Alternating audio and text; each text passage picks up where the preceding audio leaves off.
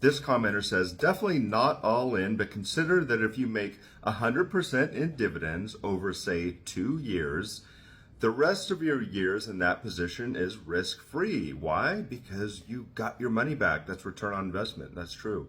When compared to investing in an online business or such, the risk in these high-yield ETFs is way lower. I definitely think it's lower. I actually made a video about that quite a while ago, about the risk of opening a small business compared to not MSTY specifically, but just the stock market, and how that risk, I think the average small business is, out of business within a few years. It's like 40% fail in just a few years. I want to say it's 7 years. It was something like that. So, yeah, I actually agree. I think, if you look at this like a small business owner, you actually have less risk. And a big part of that is you get your return on investment so quickly. Let's throw in taxes here, because a lot of people don't do that. But if you include your taxes, you can get your return on investment in under 2 years. I would say, a year, and like tack on a few months for taxes, and you're probably golden at that point. So yeah, I would say that's mostly true. MSTY doesn't invest in MSTR. They sell covered calls on MSTR from a synthetic position. Yes, they don't own the underlying. If you do invest in this fund, take the monthly distributions and invest in other opportunities, or hold in cash. A little dry powder is nice to have, and it can go into dips or into something else, some other opportunity. If I would want to say take it and invest it in something that's safe, I would say safer is probably a good way to put it. More diversified. Depends on how you play these funds. I buy on X dividend date, where I am not eligible to receive the dividend, right? So that's when the dividend that's not really a dividend comes out of the stock price and it drops. If you buy on that day, you will not get the dividend that month. You have to wait, an additional month, and then so the second payday after you bought, you will get paid. So on dividend day, on declaration day, when the fund is usually the highest because everyone is buying in, I sell. So he's done his homework. Rinse and repeat, creating my own dividend without NAV erosion. My only problem with that, short-term capital gains. There's going to be short-term capital gains tax on that. And it might be a higher tax rate depending on your situation. So I don't know that I would go that route, but it seems to be working for him. It's basically paying someone to do options for you, which I'm down for, because I work a full-time job and it's hard to keep track of the market, right?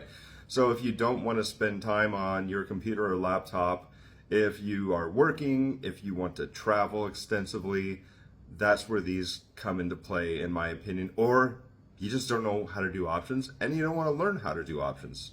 You pay someone a small fee to do it for you. I'm putting 10K into MSTY tomorrow and subscribing to We the Khmer's channel. Thank you for the video. Oh God, please don't do that.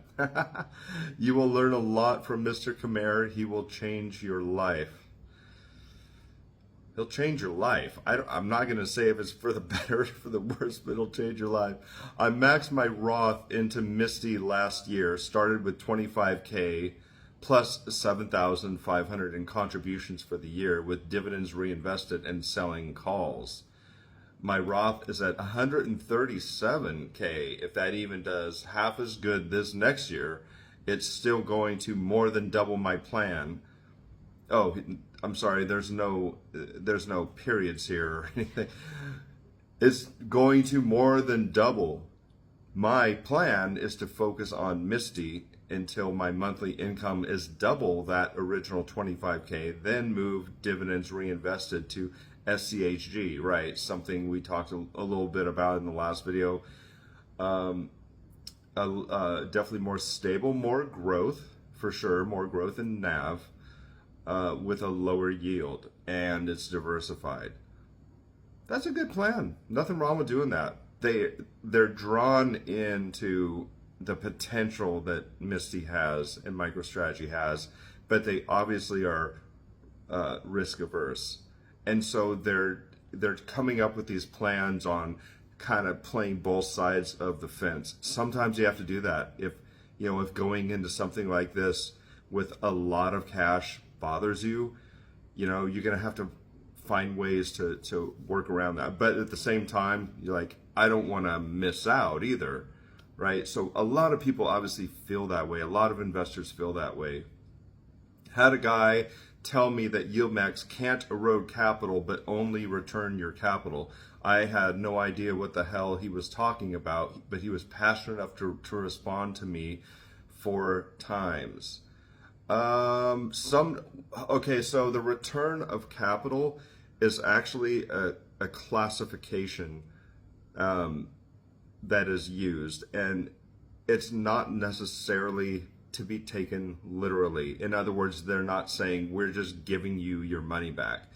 You need to understand that is actually just a tax classification for tax purposes, right? That they designate it as return of capital. So don't let that throw you off. It's actually a good thing in my opinion, because you don't have to pay taxes on it. If that's the designation of the distribution, that's a win for you. So I'm not complaining.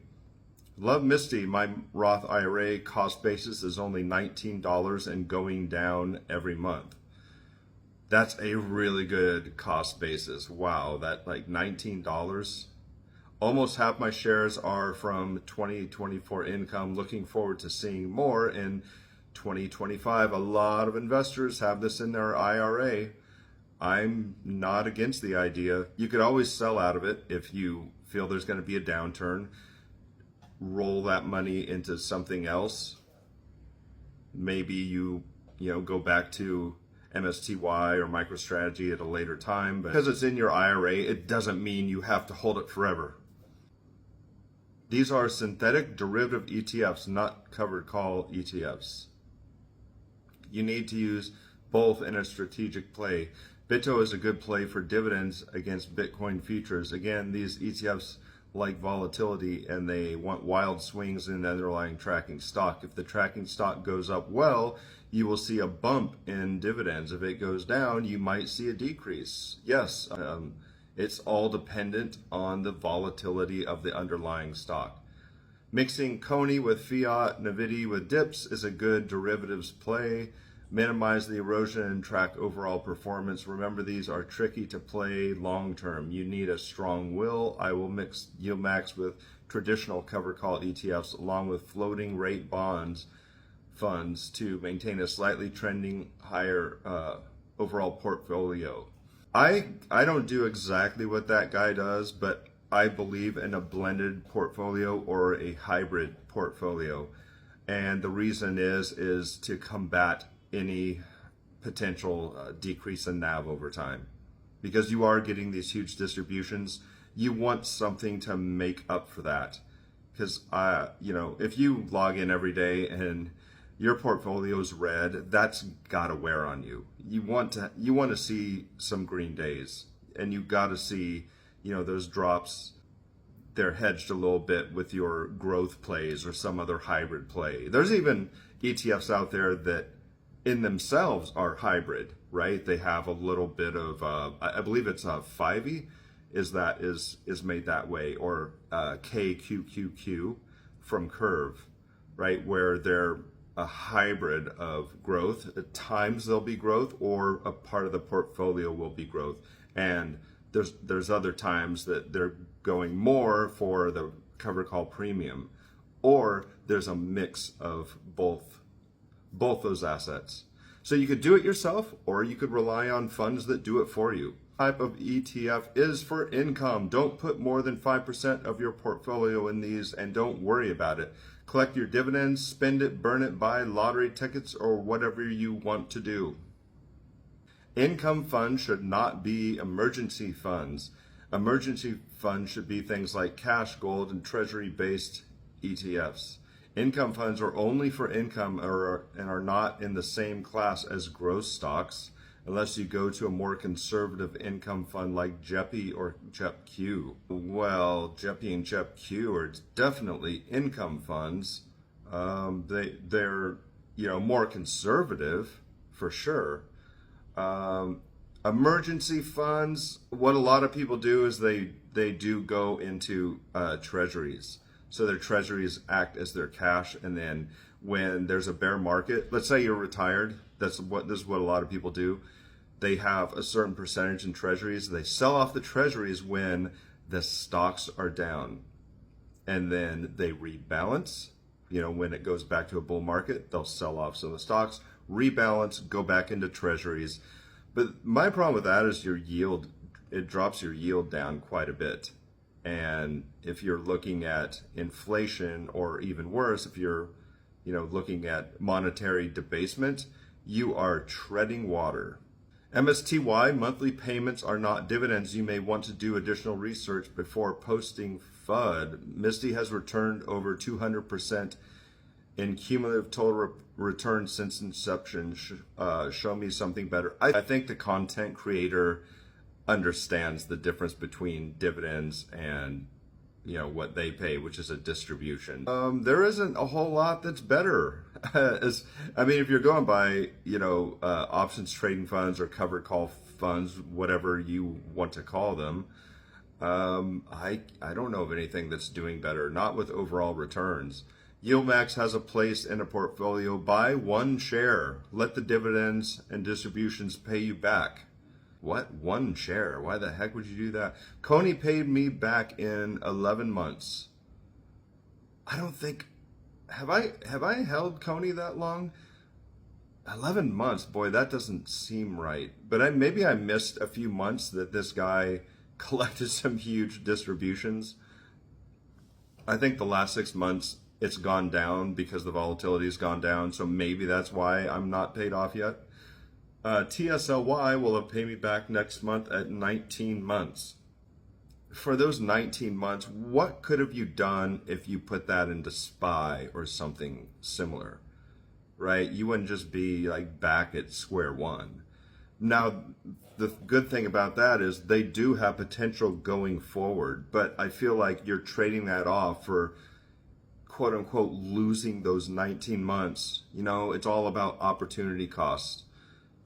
I believe that, it's been hit pretty hard these last few weeks, but, in the future, they could make off pretty well. I agree, have 3 months of emergency fund always, but holding 9 to 12 months of emergency fund, I'd rather have that in a high yield.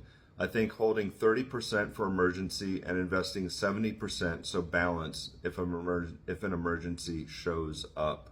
You have some money also that can be liquidated quickly, in something that has a very stable NAV. I wouldn't hold it in something like this, because if you have to sell for an emergency, you're going to be hurting. So I would agree, you need some cash for emergencies, but there's a limit. This guy says anything over 3 months he'd rather have in high yield. I kind of agree, because then your money is just kind of sitting there wasting away.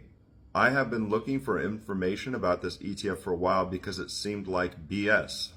Every other video about it seems to be shilling it or someone trying to sound like an expert. I might put in like $200 for fun. Not right now though, and no, I'm not going to be kicking myself later. I didn't do that for not putting my entire savings into Walmart last year and then selling it now either, and that would have made me very rich. To be honest, if I became actually rich, I don't know why or what I would do with the money. This is just someone that deems this too risky for their own personal tastes, and they don't want to put a lot of money into it. Well, then listen to what your intuition is telling you. That's exactly what you should do. Hold off on it, and don't kick yourself if when it does well. And 5 years down the road, you could sit there and think about the thousands and thousands of dollars you could have accumulated over that time. But if you don't want to take on that risk for that high reward, then you should be happy with whatever outcome you get. MSTY will do well for most of this year until Bitcoin bull run starts to dwindle. MSTY also pays twice in the month of August. After that final August payment, then start to sell out of your shares into other good paying yield max that is not affected by crypto. Now they're concerned about the crypto winter, but as I've discussed before, we may not have the crypto winter that we had in the past. So they're making that assumption here. And they're saying, based on that assumption, they're saying you need to time the market and try to sell out and roll it into something else. I am not sold on that idea. It may turn out to be true, but I'm just not sold on it. There are many investors that do not believe that's going to happen anymore. And there's a ton of reasons. Countries are buying in, states are buying in, municipalities are buying in, billionaires and whales are buying in, ETFs. There's so much going on. Way more, even retail. There's way more retail buying in, and it's getting very scarce. So to assume that it's going to drop back down to $50,000 or less, there's a reason why a lot of investors don't believe that's going to happen. So, do you sell? Do you not sell? That's a personal decision, and everyone's going to have their own opinion on that. And the problem is at the end of the day, you're going to be trying to time the market. And what do we know about that? We know to never try to time the market. It's the worst thing you can do. But if you really do believe that crypto winter is coming and there's going to be a huge drop, I would agree. I want to be clear. I would agree that you would probably want to roll out of that and into something else and then revisit it later. It might be the next calendar year or maybe wait, 9-10 months and then buy back in when it's low. So, but again, I'm not convinced that that's going to happen. I'll keep my dividend kings. Good. Nothing wrong with dividend kings. But I picked up some AMZ, Tesla, YMAX, JEPQ. I figure they can't all go to zero. But if they do, I still own 25 other good stocks. Well, I don't think that's really the argument. I think that's a straw man saying, well, are they going to zero or not? I don't think it's going to zero. I think the risk in these is how well they perform compared to other investments. I think that's really how, you should look at things instead of saying, well, they're not going to zero. MicroStrategy is not going to zero. Tesla's not going to zero. So, they'll be fine. I don't think that's the argument. I think the argument should be, how well are these going to perform compared to what's available out there in the broad market? My income has definitely went up to 800 in dividends by adding those. Yeah, it's a nice boost. You don't have to go all in on them. You could do, 20%, 30%, 5%, whatever you're comfortable with. Only time will tell. I'll sell as soon as they start going to no, not retired, so I don't depend on that cash yet. AMZY is holding up pretty good. I think the point in those is to reinvest half the dividend in retirement and keep the rest. That's a really high amount though. If you're withdrawing 50%, it's pretty high. I don't know that I would take out 50%. Some investors, they're only doing, like I said, 8%. If you want to buy into dividend kings and, you want to have the bulk of your money in dividend kings, you're going to have a lot of stability. So kudos to anyone that does that. That's fine. You're not going to have the crazy yields though. So there's a risk and reward trade-off. MSTY Granite Shares Yield Boost could launch a 2x long MicroStrategy ETF to try and pay out 2x MSTY's dividends. Synthetic covered call boy, that sounds risky. I think I'm happy with just this. I don't think I need the 2x long. No, thank you.